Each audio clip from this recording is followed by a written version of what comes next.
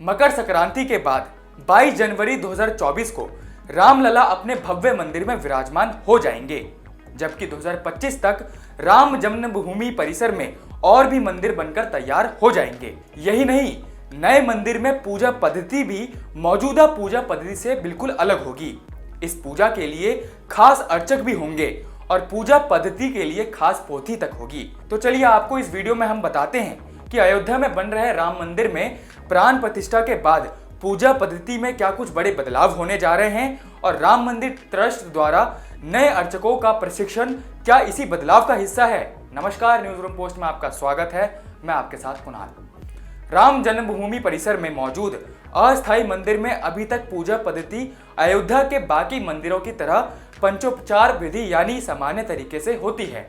इसमें भगवान को भोग लगाना, नए वस्त्र धारण कराना और फिर सामान्य रूप से पूजन और आरती शामिल है। लेकिन नए मंदिर में 22 जनवरी 2024 को रामलला की प्राण प्रतिष्ठा के बाद ये सब कुछ बदल जाएगा।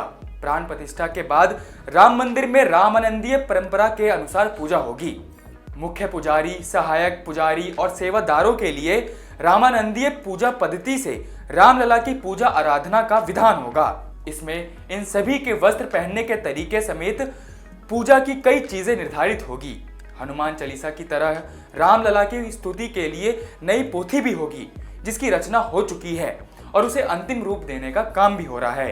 पूजा पद्धति में बदलाव और पुजारियों के आचार व्यवहार में परिवर्तन के साथ योग्य और प्रशिक्षित अर्चकों की आवश्यकता होगी, जिसको ध्यान में रखते हुए श्री राम जन्मभूमि तीर्थ क्षेत्र ट्रस्ट श्री राम जन्मभूमि अर्चक प्रशिक्षण नाम से एक प्रशिक्षण सत्र चलाने जा रहा है और यही से चुने गए लोगों में से श्री राम जन्मभूमि मंदिर समेत परिसर में बनाए गए अन्य मंदिरों में पुजारी और सेवादार नियुक्त किए जाएंगे।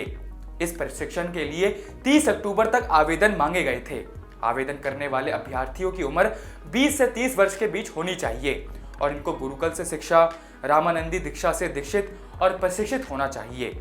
और इसके लिए 3000 इच्छुक अभ्यर्थियों ने अपना आवेदन दिया था, जिसमें से 200 अभ्यर्थियों को मेरिट लिस्ट के अनुसार इंटरव्यू के लिए बुलाया गया है।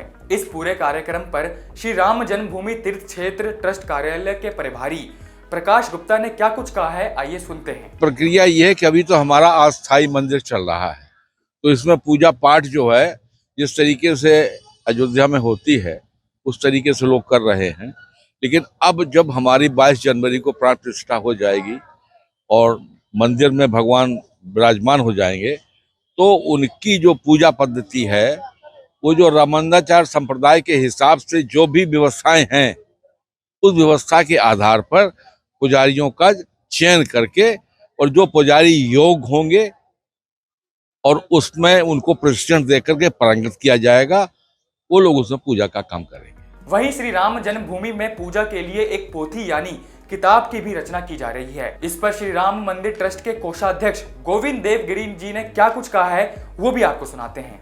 जो पूजा पद्धति हम निर्धारित कर रहे हैं उसके लिए एक नूतन पोथी की भी रचना की जा रही है और वह सारे शास्त्रीय पक्षों को मिला करके बन रही है, जिसमें वेद का पक्ष है, आगम का पक्ष है और रामानंदीय उपासना पद्धति का पक्ष है। इसका सारा तालमेल बैठा करके और उस प्रकार की पोथी भी तैयार हो रही है। तो ये थी पूरी खबर श्री राम जन्मभूमि मंदिर में होने वाले कार्यक्रम को लेकर। कैसे मंदिर में पुजारी नियुक्त किए जाएंगे और किस पद्धति के साथ भगवान राम की पूजा होगी। तो फिलहाल इस वीडियो में इतना ही। और जानकारियों के लिए देखते रहिए न्यूज रूम पोस्ट।